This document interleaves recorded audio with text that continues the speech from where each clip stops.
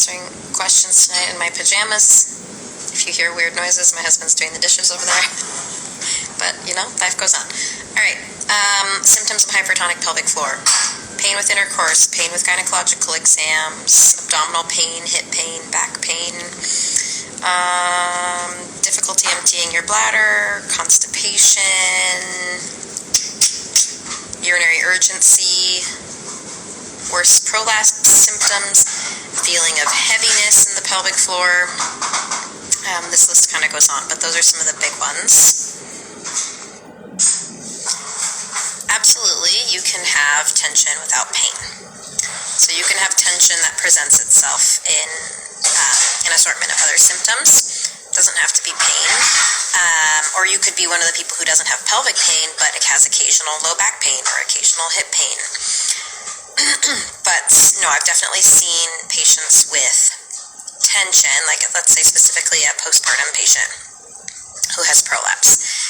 A lot of them are having intercourse, no problem, no pain other than like postpartum carrying baby aches and pains types of things. Not your typical hypertonic presentation, but then I go and assess and they definitely have tension, and then when it's addressed, their prolapse symptoms get better.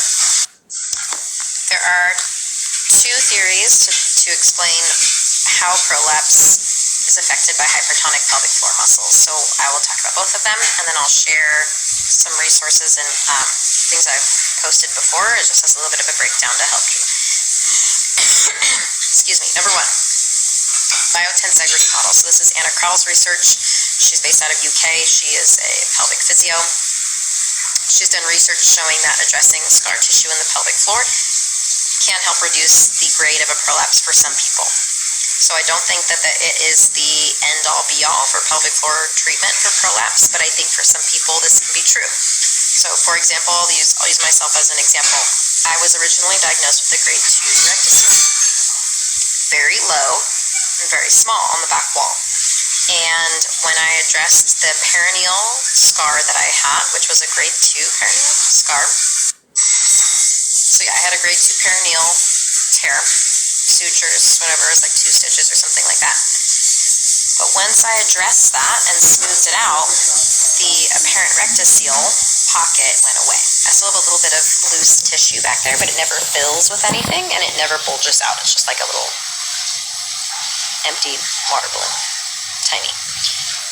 So the idea here is that, like, let's say on my shirt right here, there's a bulge present, right? And if there's tension over here from a scar and I pull on it, it's going to make that bulge, right, like more apparent. So if I'm pulling here, it's pulling things forward. So if you address the scar tissue, that could improve a prolapse grade and improve prolapse symptoms. I will share Anna's research next.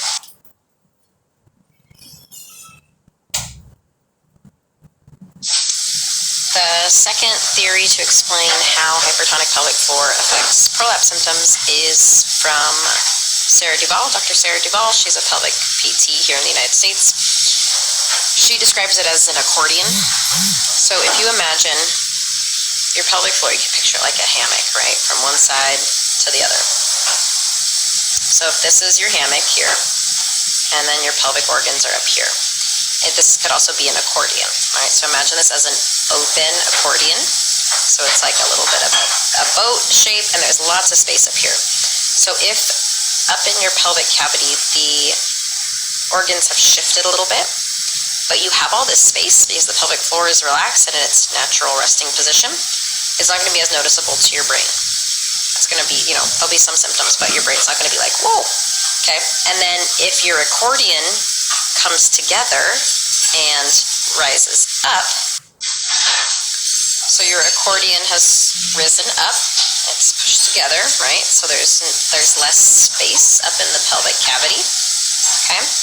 Now, if there's shifting of the organs, even just slightly, but there's less volume for them to take up, it's going to be noticeable to your brain. Pretty simple. I'll share a post on this too.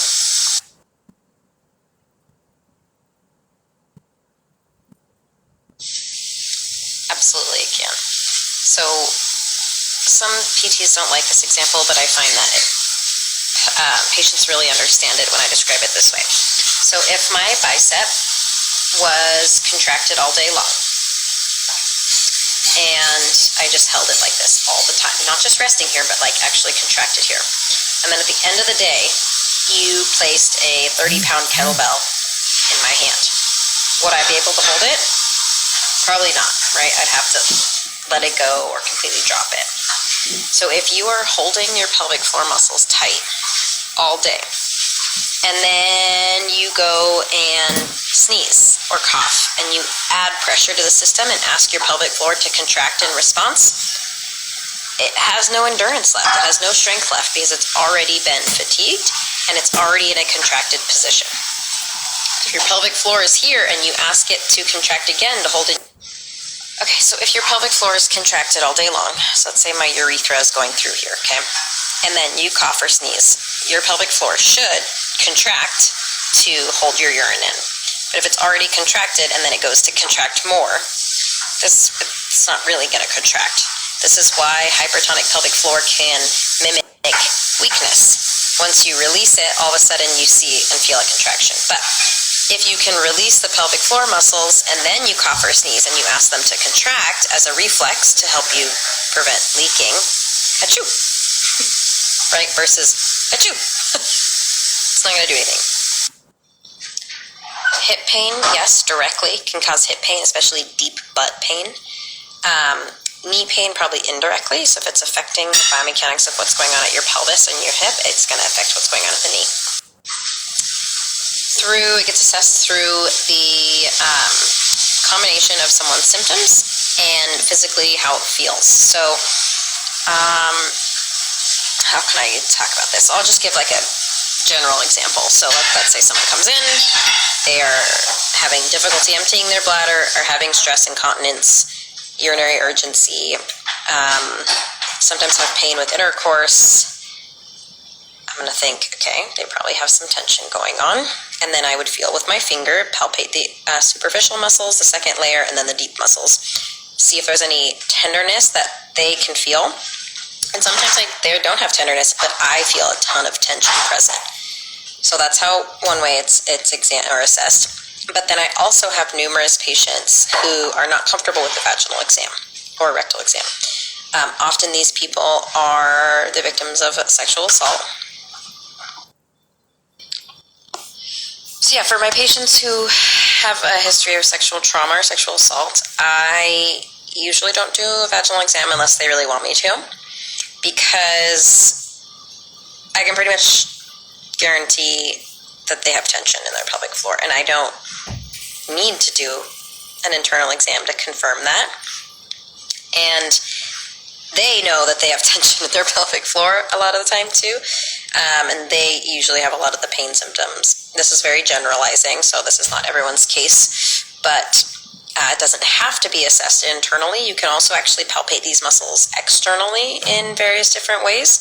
So if a patient of mine is uncomfortable with that or doesn't want to be treated on their menstrual cycle or something like that, which I don't have a problem doing internal on someone's on their period. So yeah, it can be assessed a couple different ways. A reverse Kegel versus unclenching. So let's talk about an elevator as an example. So your pelvic floor at rest is at the ground level. You can contract it up levels 1, 2, 3.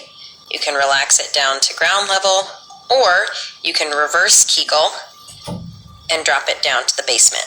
So this is similar to bearing down, where you're creating intra-abdominal pressure, or you're using your breath to breathe down into your pelvic floor and you feel it relax more and lengthen. That's what a reverse Kegel is. So if you hang out at level 2 and you just unclench, you're going down to the ground level.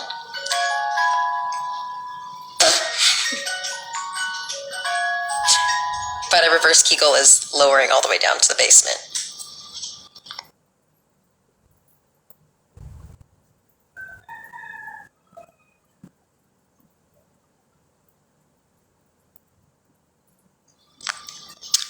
Absolutely, hypermobility can increase pelvic floor tension.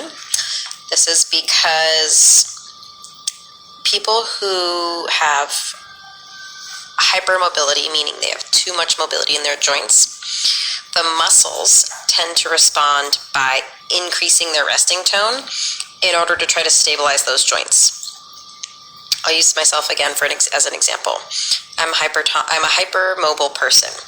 My knees are very lax. I've had a lot of ligament injuries.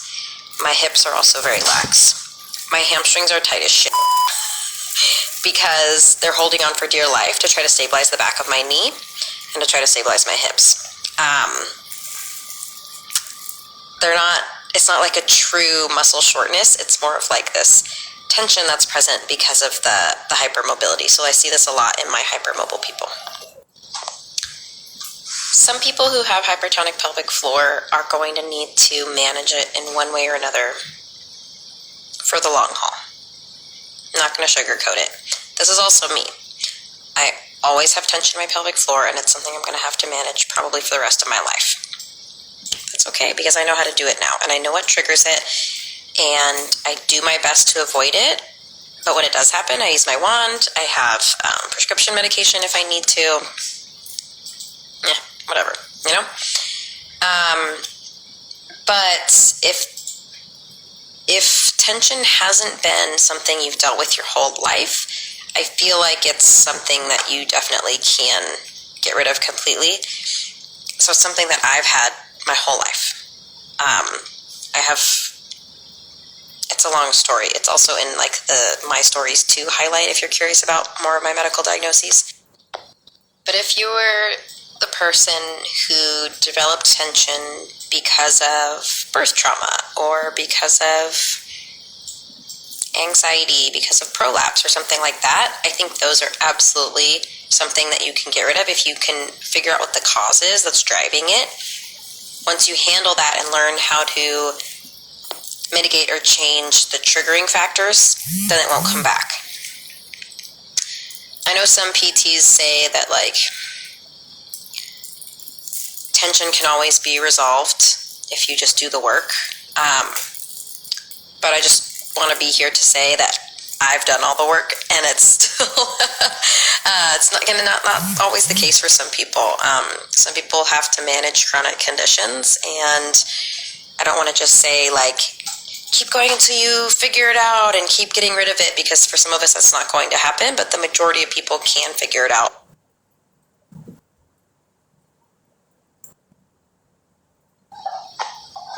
Now the weird noise is my dog chewing on a bone, so that's what you get, folks. So why is it unbearable at times and hardly noticeable other times? So this is probably because your trigger for tension is more prevalent during your day, on one day or another day. That would be my guess. Or you're sitting more, which is going to be kind of shortening the pelvic floor depending on how you're sitting. It could be related to increased stress. It could be hormonal. There's all kinds of reasons why. But if this is happening to you, I would try to, like if you think you might know what one of the triggers is, you can kind of keep track of that and see if you start to recognize a pattern with your symptom changes.